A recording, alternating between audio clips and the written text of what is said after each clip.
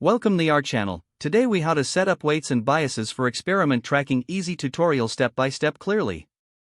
To set up weights and biases for experiment tracking, start by visiting the weights and biases website at wanb.ai. If you don't already have an account, click on the sign up button and follow the prompts to create one. Once logged in, you'll be directed to your dashboard. Next, install the weights and biases Python package. Open your terminal or command prompt and enter the command pip install wanb. After the installation is complete, navigate to your project directory. Now, initialize wanb in your script by adding the line import wanb. Call the function wanb.init at the beginning of your main script. You can add a name to your run by passing a string to the name parameter, like this, wanb.init, name equals my_experiment.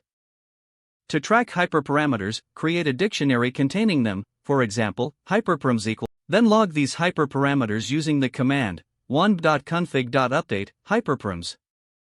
As your training loop progresses, log your metrics such as loss and accuracy by using the command wanb.log loss_value, accuracy _. Make sure to call wanb.log at regular intervals, typically after each epoch. If you're using multiple runs, you can also set tags to differentiate them by adding a tags parameter in wanb.init. After your experiment is complete, run wanb.finish to ensure that all data is saved properly. Return to your weights and biases dashboard to visualize the logged metrics. Explore the features provided by the platform, such as charts, system metrics, and comparisons between different runs. If you need to collaborate with teammates, you can invite them directly through the project settings on the dashboard. That's it. Your weights and biases setup for experiment tracking is ready to go. If the page does not load, refresh the browser or try again in a private or incognito window. Make sure you are using the correct email address, then retype it carefully to avoid small typos. If your password is not accepted, use the reset option and create a new strong password you can remember. Check your spam folder for verification or security emails, then complete any requested confirmation steps. Enable two-factor authentication if available to improve account security and reduce unauthorized access risk.